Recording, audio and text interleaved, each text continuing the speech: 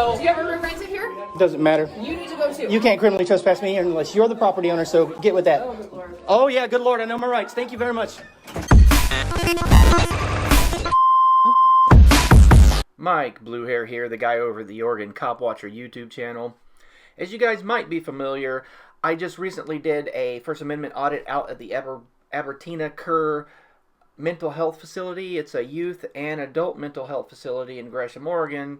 Well, recently I was contacted by a man who I will be referring to as Mr. X, who worked at one of these child gulags, one of these medical prisons, because that's how they're described, and I know what they're like because I spent some time in there as a child. But yeah, without further ado, I'm about to call Mr. X, who worked at one of these child abuse factories for 3 years, and we're going to get the inside scoop of what it's like inside these places.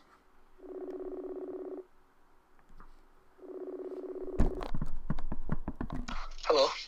Hi, it's Mike Bluehair. Can you hear me? Yeah, I can hear you fine. Can you hear me, brother? Yes, I can now. Oh, perfect. So I already have the audio rolling. I've told my audience that I'll be referring to you as Mr. X. So are you ready to get this thing done? I am, yeah. Awesome. Okay, so would you tell the audience just a little bit about what you've done for Albertina Kerr, like your employment history and that kind of fun stuff, and just what job you did for him?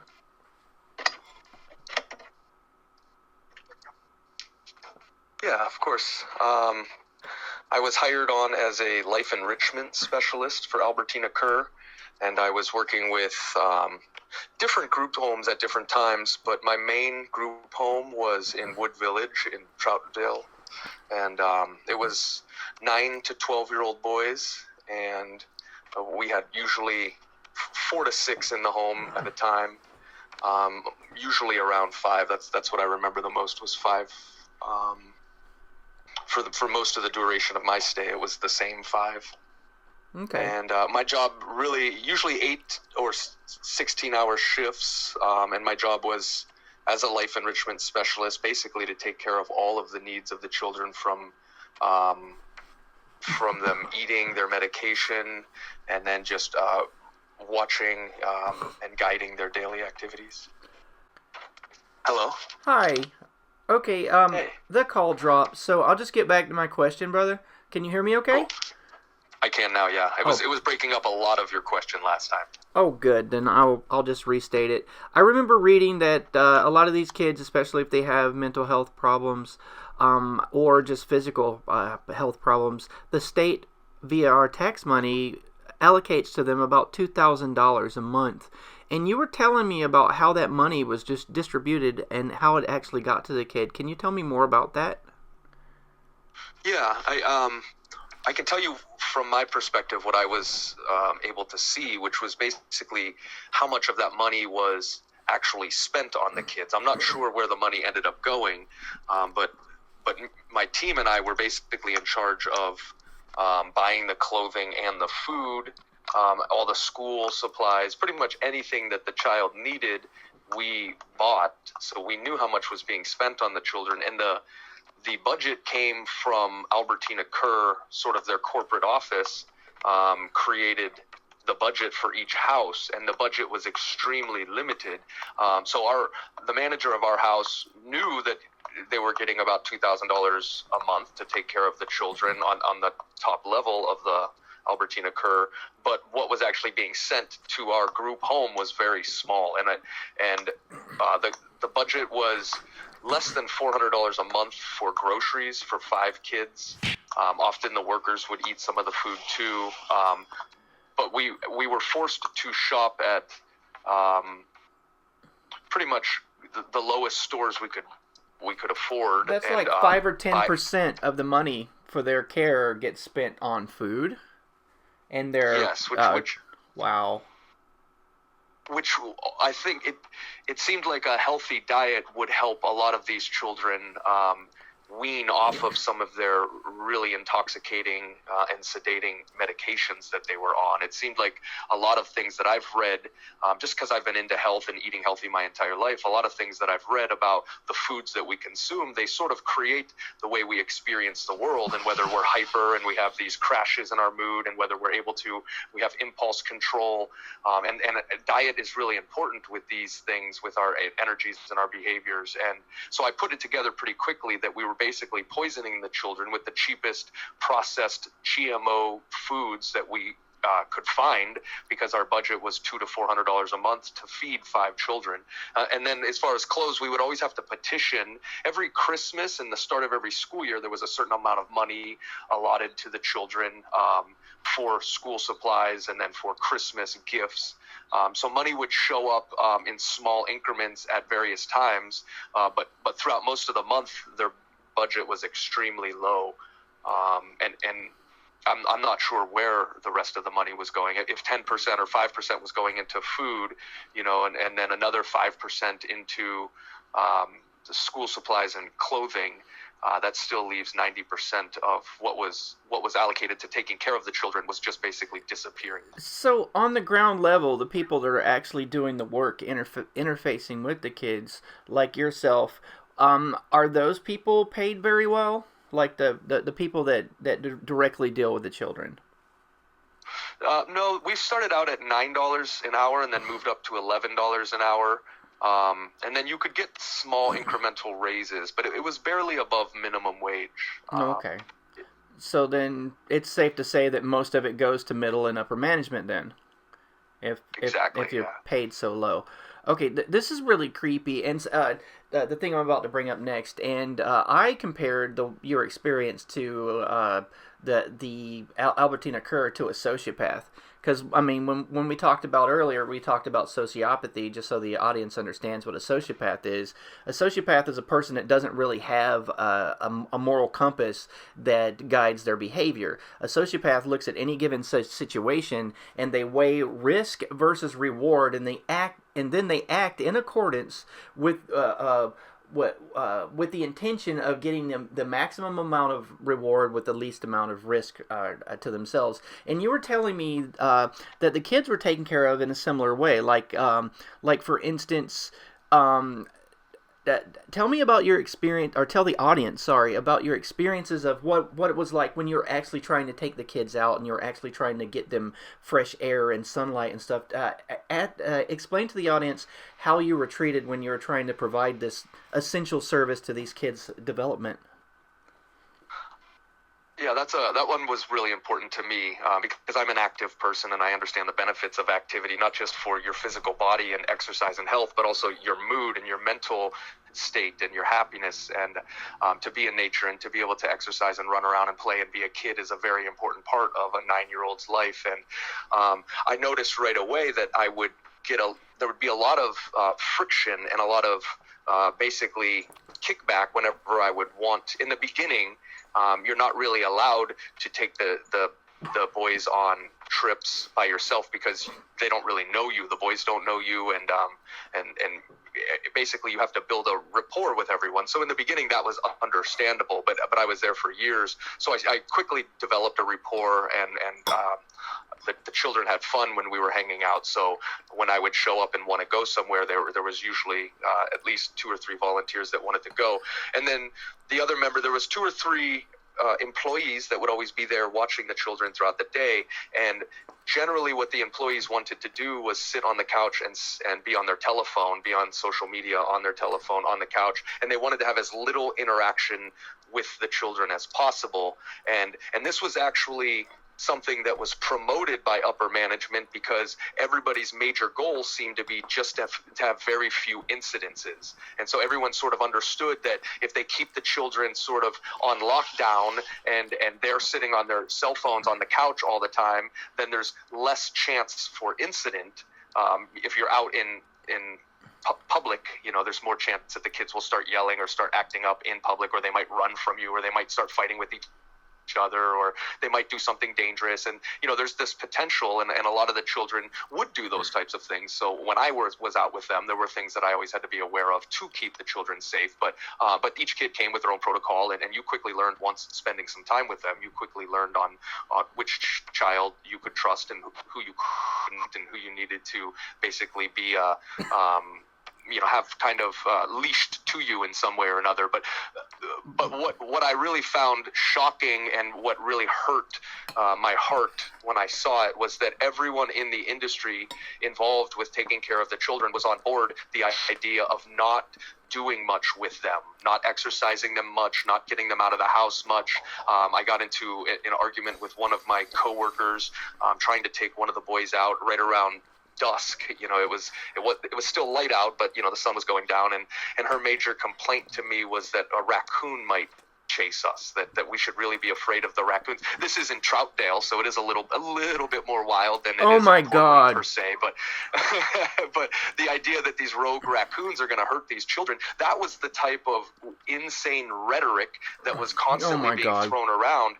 And it wasn't just the lowest level employee. It was the house manager was sort of on board. So they're with, let's not go places. False flagging raccoon fear so that they can have an excuse to not have to take care of the children, like they're being paid very, very good money to do. Like the system is being paid very good money to take care of these kids, but any excuse to keep them in isolation, basically, yes? Exactly, yeah. Oh my God. And I'm sorry, I'm a rural redneck from North Carolina, and I've hunted raccoon. They're not dangerous. I mean, if you somehow find a rabid raccoon that's sick and walk up and try to grab it or pick it up, then you're gonna get bit. But beyond that, I mean, the most dangerous thing a raccoon's going to do to most humans is dig through your trash.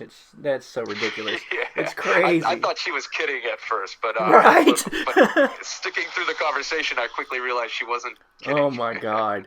Okay. So yeah, we didn't run into any rogue raccoons. I'll tell you that. So I'm running the video of my First Amendment audit of the Albertina Kerr adult and child's facility out in Gresham, Oregon. Have you ever worked or been near that facility or seen it?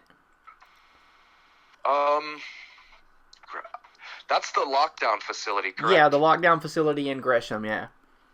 Yeah, I did. I worked there I worked at three different homes, three different facilities. One was their full medical facility, and then I did work a few times at their full lockdown facility. It was never my main job, but there was a few weeks where I picked up shifts there. Well, I've done a lot of advocacy for people in prisons, and I've done through the years before I started doing the cop watching stuff, and the quote play area, the recreation area of that place, it looks like a prison. There's like, fences with the top part of the fence bent inward, so you would fall back in the play area, and it's even got little kids' toys, like those little bitty things the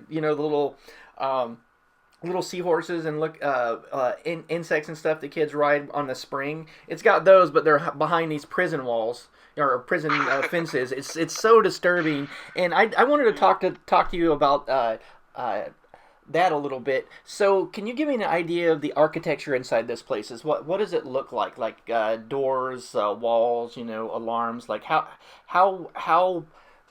prison-y, for lack of a better expression, is it for these kids? Well, it's pretty much looks exactly like a prison, except the doors. Their bedroom doors don't lock. So that's the main difference, is they're not being locked into bedrooms, but it's a concrete. They're concrete walls, concrete floor. It's a completely concrete building inside, and it's an old building as well. And it very much so has a very eerie prison-like feel on the inside. Nothing warm about it at all. That's so creepy. Now, since you've worked in medical industry, you're familiar with something called, are you trained for giving medication and whatnot? You're familiar with informed consent, right? Yes. like adults, like you have to sign something and say you give consent for a treatment, but since these kids are the wards of the state, they get medicated. And I want the audience to understand, like, what percentage of these kids that you saw were on chemical restraints, like things like Thorazine or Haldol or Ritalin or any of these others? Almost all of them. There were a few exceptions. I can think of one exception with a kid who was being adopted out, and he was 13, and he had some learning disabilities, but they weren't really behavioral. They were, he was pretty good at staying calm, so he was able to wean himself pretty much off of some of the harder drugs, and then there were a few others that I knew that were temporary stays. They were just kind of moving through the system for whatever reason, and I knew that they weren't on. But pretty much everyone that I worked with on a regular basis that were mainstays in these homes, they had a large cocktail of strong medications that they were on every day. Usually 2 to 3 administrations a day of strong medicine. That is so crazy because, I mean, they literally call it chemical restraint. Like, when I'm out filming police encounters, sometimes there's a mental health issue, and they give them what they call a happy shot to make them compliant. But this reminds me of a systemic, happy shot these kids are getting through their pills they're taking every day. Can you give the audience a little bit of your observation? How does this medication, this blanket multi-dose, multi-drug medication affect the kids, like their cognitive functions and their energy level and that sort of thing? It was very sad to see it. It basically shut down their creative abilities. It shut down their sense of togetherness and connection with the rest of the world. It would shut down their desire to experience things. It would shut down their creative, artful, natural way of expressing themselves. I would have children, some of the children that were more in tune with those aspects of themselves, they would ask me if they could not take their medicine because they actually wanted to feel. That's so gross. There's no words for how disgusting that is to do that to another generation of human beings. It's vandalizing human experience and vandalizing our collective betterment of mankind. It makes me so mad I can't really make words. Yeah, I'm with you. I felt the same. It was very difficult. So you were saying the one kid was a little older, and you were telling me before that the reason why they were weaning him off those drugs was because he was about to be adopted, yes? Yeah, it was basically his adoptive parents that were pushing it because there was like a 6-month window where he knew that he was going to move in. He was actually spending some evenings with his adoptive family while he was still a resident of Wood Village. Mm-hmm. But basically his parents knew what was best for him. His adoptive parents knew what was best for him, and they basically pushed for and allocated the idea that he not be on those medicines anymore. So right. Because of their request, they were able to do that. I think it's interesting that they want to dry the kids up off the drugs, as they're being given to their birth parents. If you research psychotropic medications, you'll see that it takes about a month for a lot of these to even start having a substantive effect, like before they start to work really well. And then if you come off of them, there's random effects. Like sometimes it causes psychotic breaks. So they're giving these kids these drugs, and then when they get adopted, they just stop taking them. I mean, how is that going to not have them having recidivism and being put right back in the foster care system and more forced medication and more, I call it, a medical prison. But how is that not going to just bring more of them right back to the same situation? That's the sad thing about it is it was keeping these kids trapped for life because no normal person would feed a child that much medication. So any of these children that did get adopted out or get sent back to their families, they were being given much less medication, and most of them were getting in trouble. A lot of them were repeat visitors just to Wood Village because every time their birth parents would try to take them home and spend time with them, they would come back. I've worked with dogs, and it's the same thing, adopting them out and then having them come back all the time because nobody's working with the child or with the dog at the time and teaching what is needed. Compassion, connection, all these fun things that, if you're not raised by this hell system that you normally have. I mean, this is really heartbreaking. I just really appreciate you contacting me about this, and I do have a few other questions.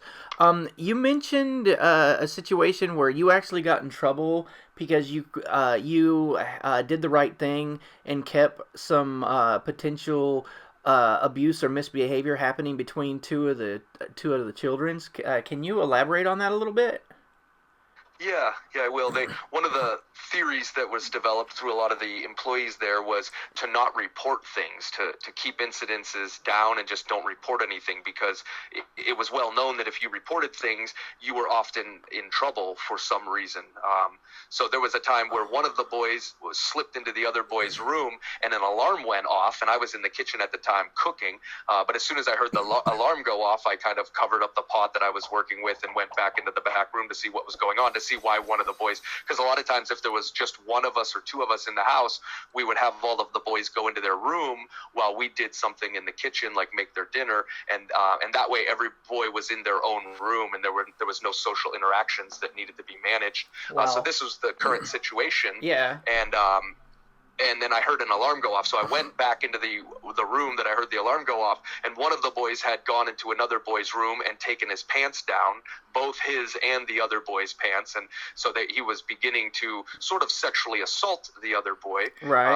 And so as soon as I walked in the room, they immediately stopped and pulled up their pants. And, the one boy who was sort of more the victim in the case, he was just really scared and saying, I didn't do anything. And the other one just had sort of a smile on his face. He did deal with some pretty dark issues. So and I ended up just filing the report and put everything in the report exactly as I knew it to happen. Like I heard the alarm, I went into the other room, and then our house ended up getting in trouble because there was only 2 of us workers there at the time when there was supposed to be 3 or 4. So that's another thing, that they often had us working understaffed. So as soon as I wrote the report, and I wrote in the report how many people were in the house at the time, then our house was under a lot of pressure because we were violating the standard of how many employees were there per how many children were there. That's really gross. May I just get one thing in here? Yes. This kind of behavior by management to you for doing the right thing, for stopping this potential sexual abuse, and then reporting it, is to make you not report it, so that's going to skew the statistics. If the culture is, let's not talk about this, sweep it under the rug, I can only imagine how much this is going on and it's not being reported. But please, just go ahead and elaborate. I'm sorry to interrupt you. I just had to get that in there. Yeah, I'm glad you said that, because that's actually what happened. Even my own coworker, there was a divide in the house that we were working in, because some of my coworkers were really proud of me and they were really glad that I reported it, and the boys could get the help that they needed. But there were a great majority of the people who worked in the house would come and say, "Why did you do that? This is why we told you not to report these things." Because the house did come under fire for it, and it was really scary to see the numbers that were in favor of hiding things and not getting the children the help that they needed. So disgusting. So disgusting. I wanted to share a little of my personal life experience. I spent about almost 4 years as a ward of the state when I was a kid. From 9 to 13. And I was on some of these drugs. Like they put me on, I believe it was Ritalin when I was 9. And it made me feel like I was overamping on like a speed type drug to where I couldn't really move. If you could imagine a vibration that's so intense that it blocks your ability to want to do anything but just kind of hold still. It felt like the air was super, super dense, and it would slow me down. Like, or it felt like gravity was more intense for me than it was for other people. So I just felt like I had this wall that I would have to move through just to, you know, go and turn a doorknob on the other end of the room. So I just really appreciated the opportunity to do this bit of activism and audit this particular facility, and to be able to talk to you, because this is good for you know, for me, because it's cathartic in a way to get this out of me, so I can share this with the audience and show that this is happening to other kids.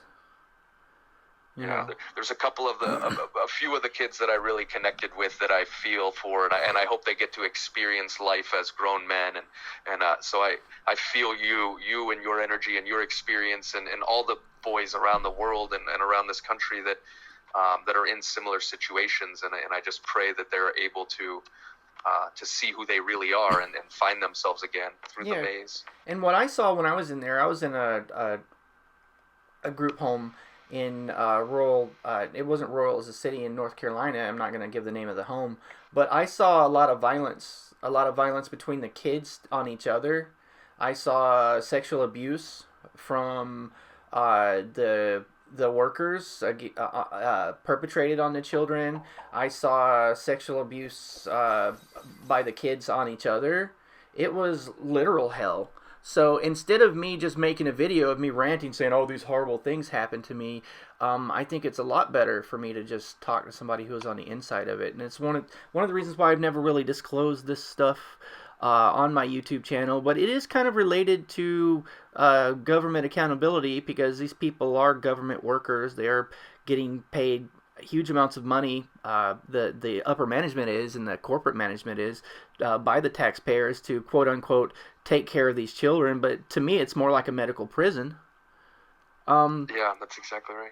Well, if there's anything you'd like to add or something that I didn't cover, I'd like to give you that opportunity and just open the floor up to you. The only thing I'd like to say is that I know that we can do better. I know that people care, and I know that you're one of them, and I'm one of them, and they're all around us, and I know humanity can do better, and our children matter, you know, and that's we're all one, and you know, I want to see us do better. All right, I think that's the best way to end this. Yes, we can do better as humanity. And thank you so much, Mr. X. And yeah, this is a really good interview. And have a great rest of your day, brother. You too, man. Thank you.